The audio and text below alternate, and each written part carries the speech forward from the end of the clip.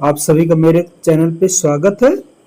आप लोगों को पता है कि यूपी टेट का बहुत इम्पोर्टेंट एग्जाम होने वाला है और उसका एक जो पहला पार्ट है सहसावस्था पर आधारित हम MCQ का अध्ययन करेंगे। तो ओके, हमारा पहला प्रश्न है, सहसावस्था किस आयु वर्ग को कहा जाता है? हमारे ऑप्शन है 0 से 2 वर्ष, 2 से 6 वर्ष, 6 से 12 वर्ष और 12 से 18 वर्ष। ठीक है,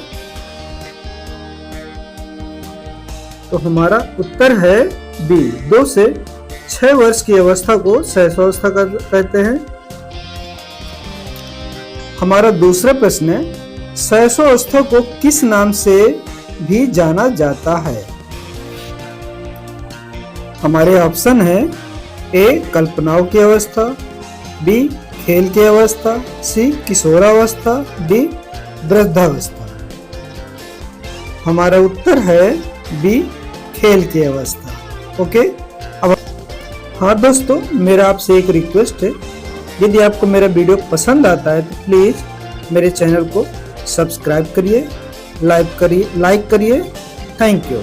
हाँ, अब तीसरा प्रश्न है कि सहसावस्था में प्रमुख रूप से कौन सा विकास तीव्र गति से होता है? हमारे विकल्प है ए सामाजिक विकास, बी मानसिक विकास, सी भाषा विकास और डी नैतिक विकास। ओके,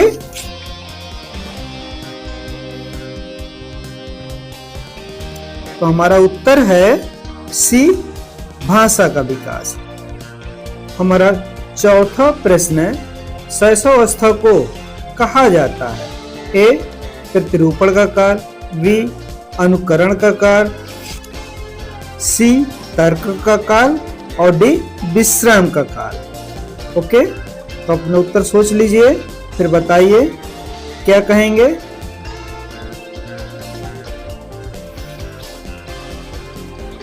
तो सही उत्तर है बी अनुकरण का काल।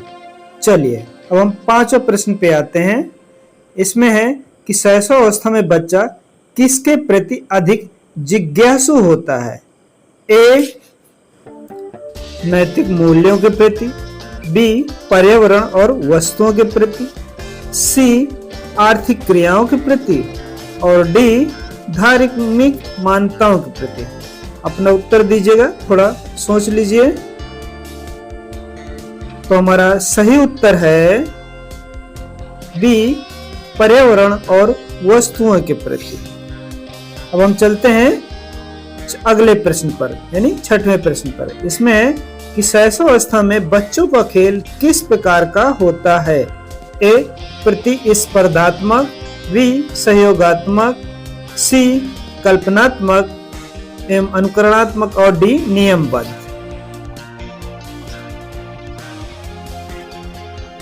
आपका उत्तर होगा सी कल्पनात्मक एवं अनुकरणात्मक। अब हम चलते हैं अगले प्रश्न पर। सातवां है, सहसावस्था में बच्चा किस प्रकार की भाषा शीघ्र सीखता है? मातृभाषा, विदेशी भाषा, संकेत भाषा, लिपि भाषा।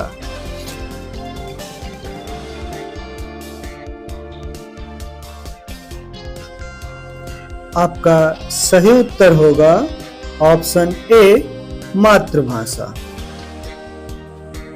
अब हमारा आठवां प्रश्न है कि सहसावस्था का प्रमुख कार्य क्या है? ए शिक्षा प्राप्त करना, बी खेलना और बोलना सीखना, सी नौकरी करना और डी समाज सेवा करना।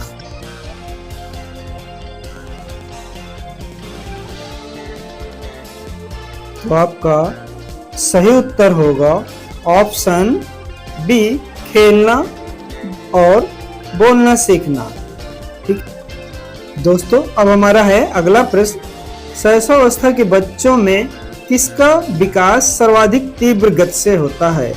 कल्पना, स्मृति, शारीरिक बल और अंतिम ऑप्शन है तर्क शक्ति।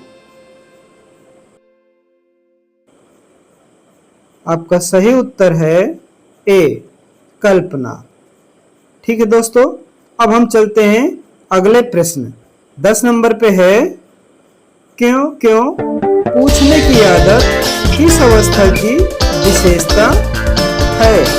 ए शैशवकाल, बी शैशवावस्था, सी किशोरावस्था, डी प्रौढ़ावस्था। ओके,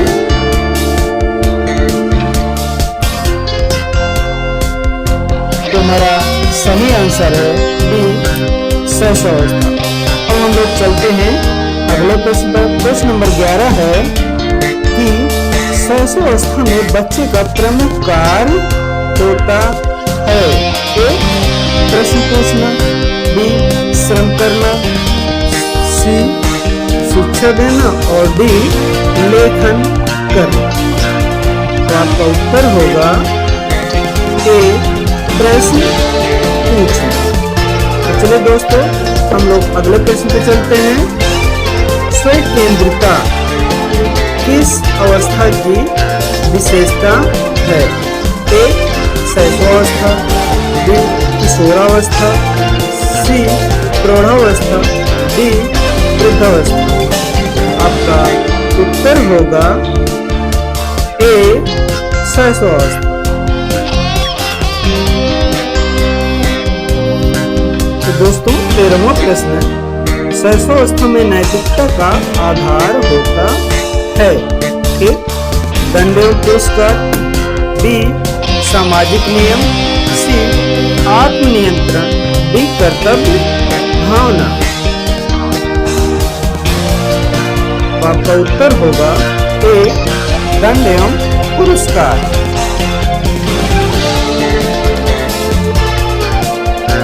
आपका 14वां प्रश्न है, शैशवावस्था में स्मृति का प्रकार होता है? ये बहुत इंपॉर्टेंट है, याद रखिए, ध्यान रखिएगा। क्या है? यांत्रिक स्मृति, बी तार्किक स्मृति, सी वैज्ञानिक स्मृति और डी सृजनात्मक स्मृति। आपका उत्तर होगा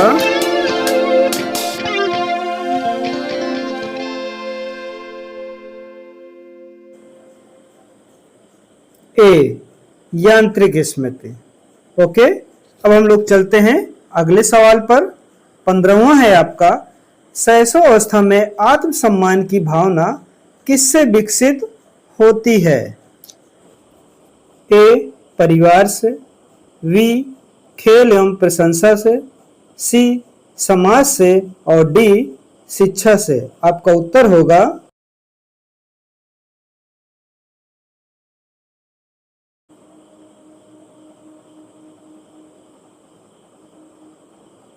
बी खेल और प्रशंसा से। ओके, अगले प्रश्न पे चलते हैं। 16वें नंबर का, शैशवावस्था के बच्चों की कल्पना शक्ति प्रायः होती है? आपके ऑप्शन है ए सृजनात्मक, अवास्तविक, सी सीमित और डी निष्क्रिय। तो उत्तर होगा आपका बी अवास्तविक। अब हम लोग चलते हैं अगले प्रश्न पर कि शैशवावस्था में कौन सी शिक्षा पद्धति उपयुक्त है? तो आपको बताना है। आपके ऑप्शन है ए अनुशासनात्मक शिक्षा, बी खेल आधारित शिक्षा, सी व्याख्यान आधारित शिक्षा और डी है आपका दंड आधारित शिक्षा। और आपका उत्तर होगा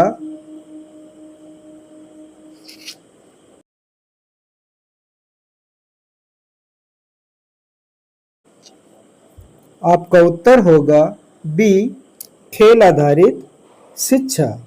अब हम लोग चलते हैं अगले प्रश्न पर। शैशवावस्था में शिक्षक की मुख्य भूमिका क्या है? ए ज्ञानार्जन कराना, बी अनुशासन स्थापित करना, सी खेल एवं गतिविधियों के माध्यम से शिक्षा देना और डी है परीक्षा लेना। आपका उत्तर होगा सी खेल एवं गतिविधियों के माध्यम से शिक्षा देना। तो हाँ दोस्तों, अब लोग हम चलते हैं अगले प्रश्न पर। यह है शैशवावस्था में बच्चों का व्यक्तित्व निर्माण किससे प्रभावित होता है? ए परिवार एवं विद्यालय, बी केवल समाज, सी केवल समाज और डी है केवल मित्र। तो आपका उत्तर होगा यहाँ पे ए परिवार एवं विद्यालय। अब हम लोग चलेंगे अगले प्रश्न पर। यह है शैशवावस्था का मनोवैज्ञानिक नाम क्या है? ए खेलावस्था, बी प्रश्नावस्था, सी है प्रतिरूपणावस्था और डी है उपरोक्त सभी। तो आपका आंसर होगा डी उपरोक्त सभी।